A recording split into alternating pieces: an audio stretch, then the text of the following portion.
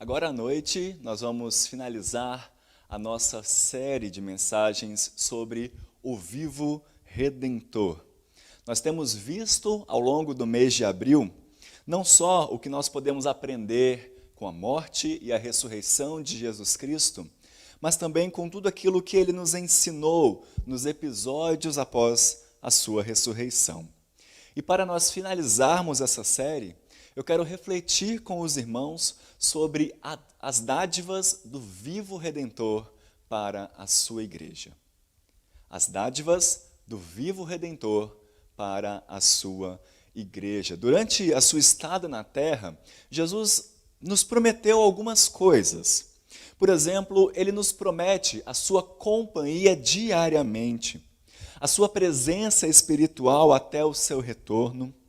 Ele nos prometeu a sua paz. Ele nos prometeu o seu Espírito Santo. E de fato, meus irmãos, aquilo que ele prometeu, ele já cumpriu. Mas eu quero ir um pouco além disso e trazer à nossa memória não só as promessas que Cristo nos fez, mas algumas coisas que ele realizou de fato por nós. As dádivas de Jesus para a igreja não compreendem somente o que ele nos deixou, mas também aquilo que ele realizou, aquilo que ele fez por nós. E para falarmos dessas dádivas, nós vamos ler aquela que é considerada a oração sacerdotal de Jesus, uma de suas últimas orações antes de ser crucificado. Por isso, eu te convido a acompanhar a leitura do Evangelho de João em seu capítulo 17, onde a palavra do Senhor diz o seguinte: Tendo Jesus falado estas coisas, levantou os olhos ao céu e disse: Pai, é chegada a hora. Glorifica a teu Filho, para que o Filho te glorifique a ti. Assim como lhe conferiste autoridade sobre toda a carne, a fim de que ele conceda a vida eterna a todos os que lhe deste. E a vida eterna é esta, que te conheçam a ti, o único Deus verdadeiro, e a Jesus Cristo, a quem enviaste. Eu te glorifiquei na terra, consumando a obra que me confiaste para fazer. E agora, glorifica-me, ó Pai, contigo mesmo, com a glória que eu tive junto de ti antes que houvesse mundo. Manifestei o teu nome aos homens que me deste do mundo. Eram teus, tu me-os confiaste, e eles têm guardado a tua palavra. Agora eles reconhecem que todas as coisas que me tens dado provêm de ti, porque eu lhes tenho transmitido as palavras que me deste, e eles as receberam, e verdadeiramente conheceram que saí de ti, e creram que tu me enviaste. É por eles que eu rogo. Não rogo pelo mundo, mas por aqueles que me deste, porque são teus. Ora, todas as minhas coisas são tuas, e as tuas coisas são minhas, e neles eu sou glorificado. Já não estou no mundo, mas eles continuam no mundo, ao passo que eu vou para junto de ti. Pai Santo, guarda-os em teu nome que me deste, para que eles sejam um, assim como nós. Quando eu estava com eles, guardava-os no teu nome que me deste, e protegi-os, e nenhum deles se perdeu, exceto o filho da perdição, para que se cumprisse a Escritura. Mas agora vou para junto de ti, e isto falo no mundo, para que eles tenham o meu gozo completo em si mesmos. Eu lhes tenho dado a tua palavra, e o mundo os odiou, porque eles não são do mundo, como também eu não sou. Não peço que os tires do mundo, e sim que os guardes do mal. Eles não são do mundo, como também eu não sou. Santifica-os na verdade. A tua palavra é a verdade. Assim como tu me enviaste ao mundo, também eu os enviei ao mundo. E a favor deles eu me santifico a mim mesmo, para que eles também sejam santificados na verdade. Não rogo somente por estes, mas também por aqueles que vierem a crer em mim, por intermédio da sua palavra, a fim de que todos sejam um. E como és tu, ó Pai, em mim e eu em ti, também sejam eles em nós, para que o mundo creia que tu me enviaste. Eu lhes tenho transmitido a glória que me tens dado, para que sejam um, como nós o somos. Eu neles e tu em mim, a fim de que sejam aperfeiçoados na unidade, para que o mundo conheça que tu me enviaste e os amaste, como também amaste a mim.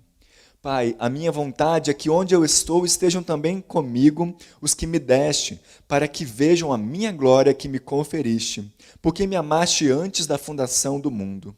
Pai justo, o mundo não te conheceu, eu, porém, te conheci. Também estes compreenderam que tu me enviaste. Eu lhes fiz conhecer o teu nome, e ainda o farei conhecer, a fim de que o amor com que me amaste esteja neles, e eu neles esteja.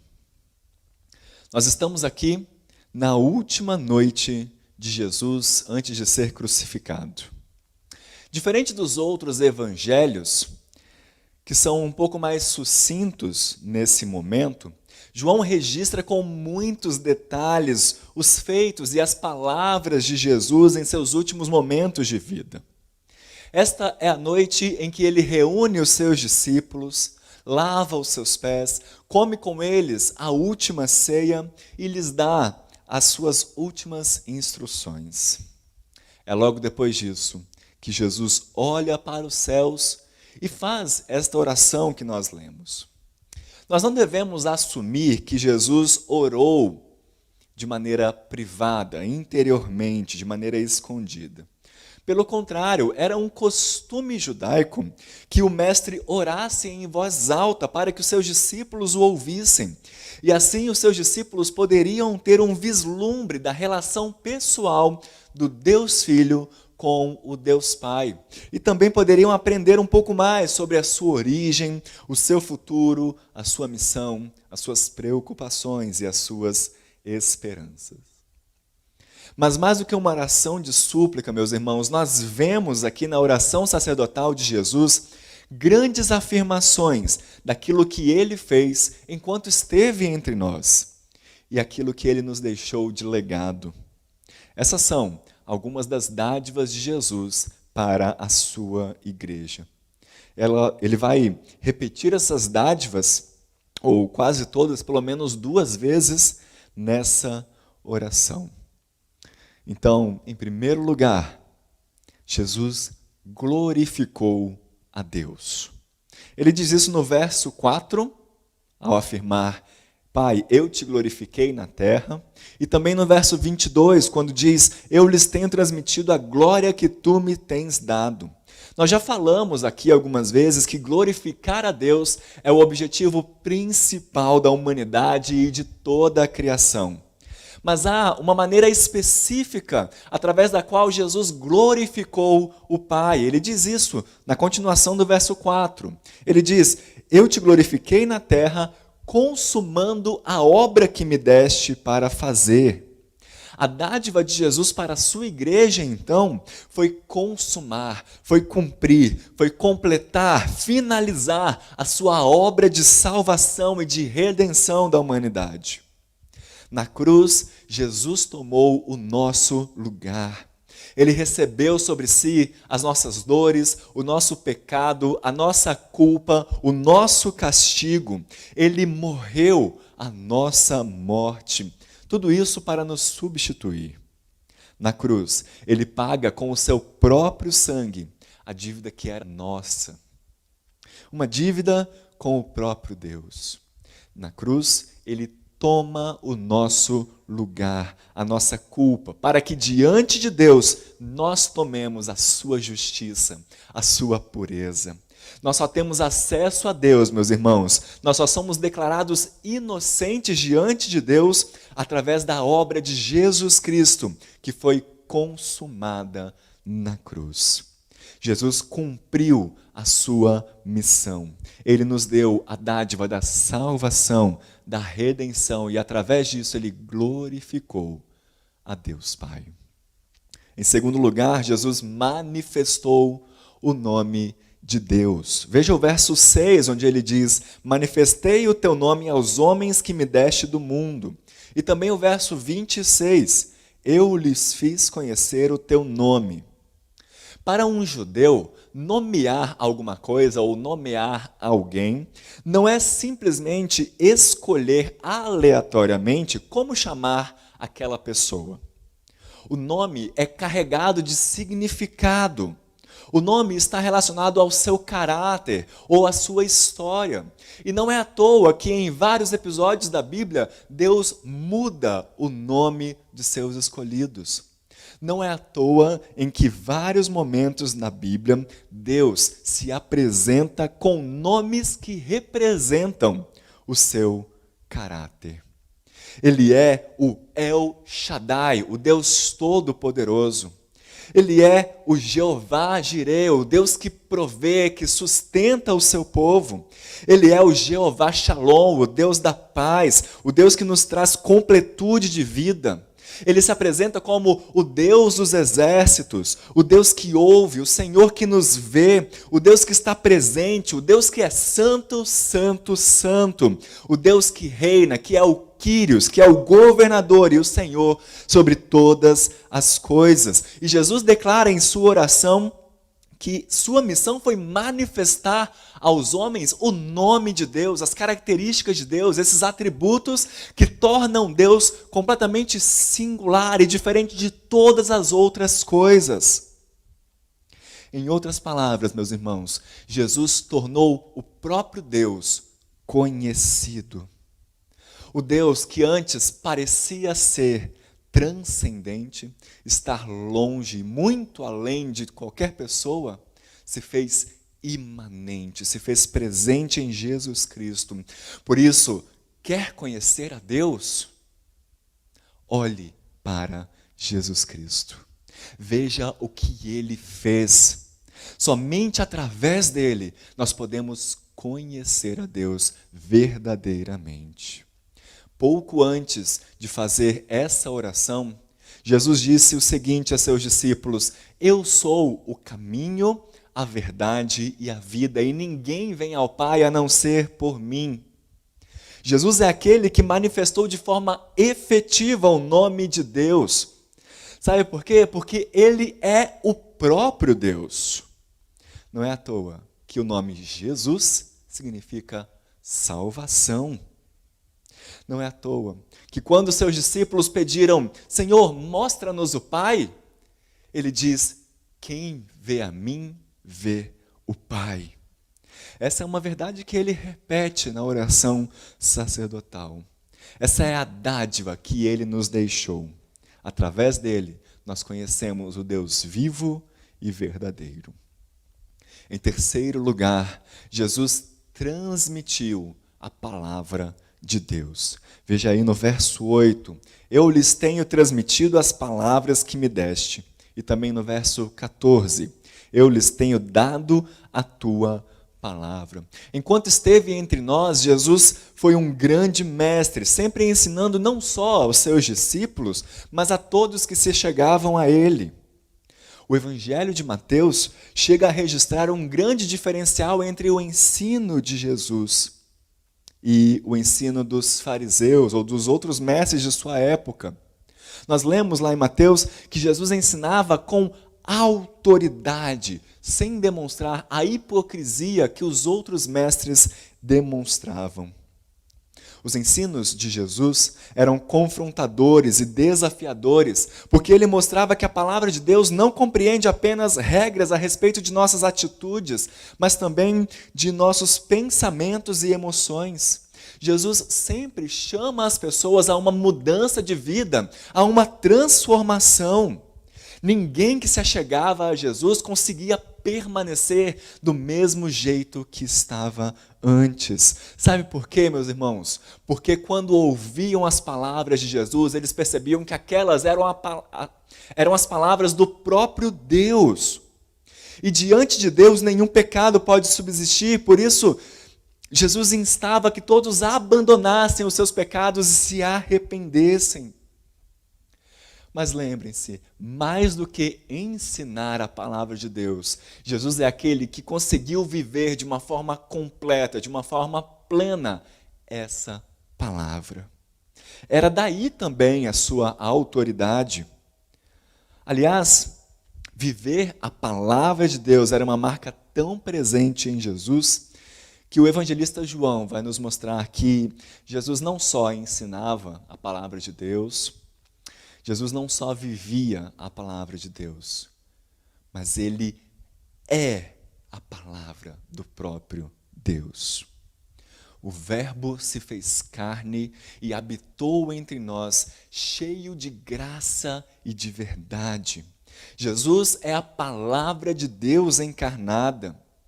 Quer saber o que é que Deus tem a falar para a sua vida? Ouça as palavras de Jesus. Quer conhecer a Deus profundamente? Ouça as palavras de Jesus, elas estão disponíveis para nós através da Bíblia. Ele transmitiu as palavras do próprio Deus, uma grande dádiva que ele deixou à sua igreja.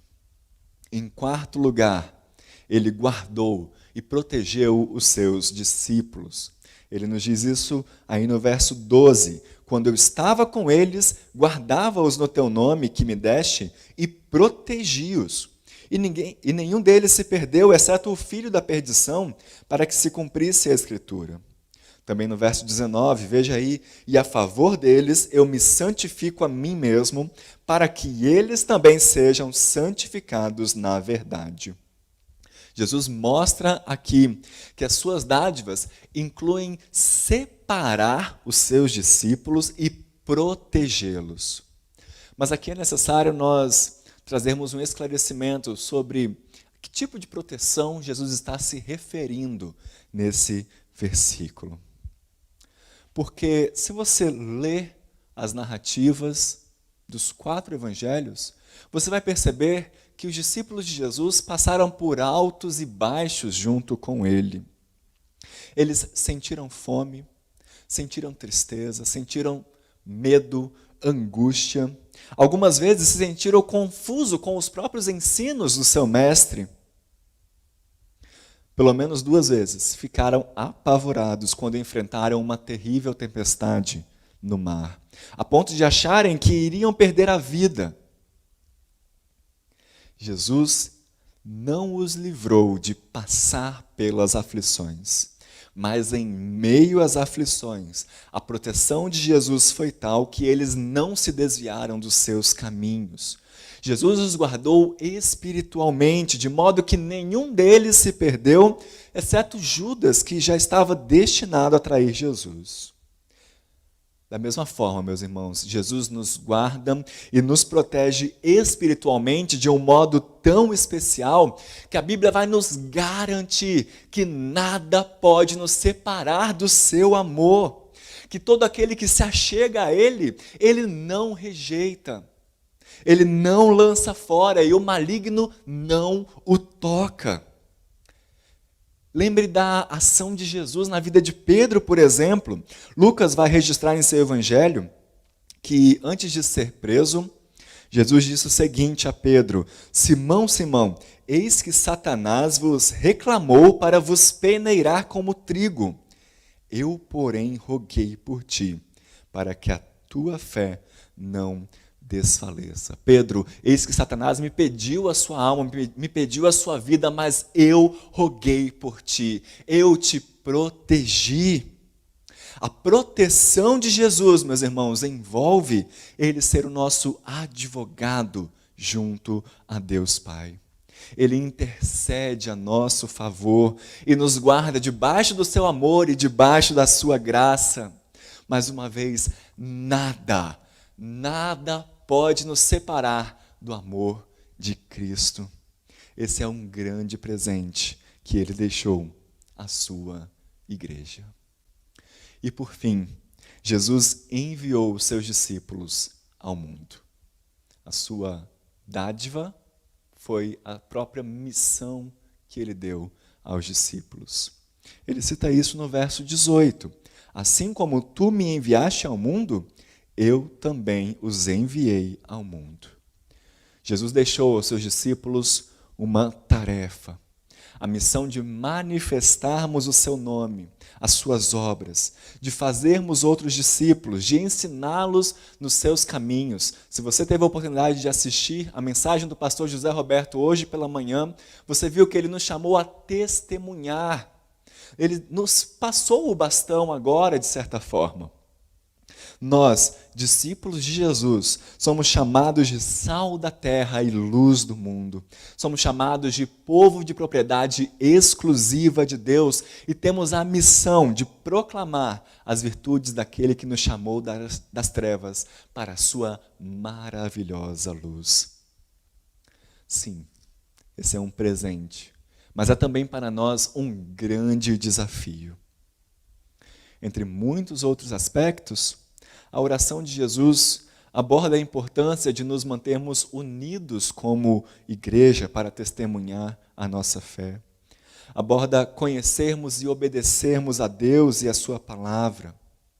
Todos os cristãos são responsáveis por vivenciar, por fazer acontecer em sua vida essa marcante oração de Jesus. Essas são as dádivas de Jesus para a igreja. Aliás, algumas delas.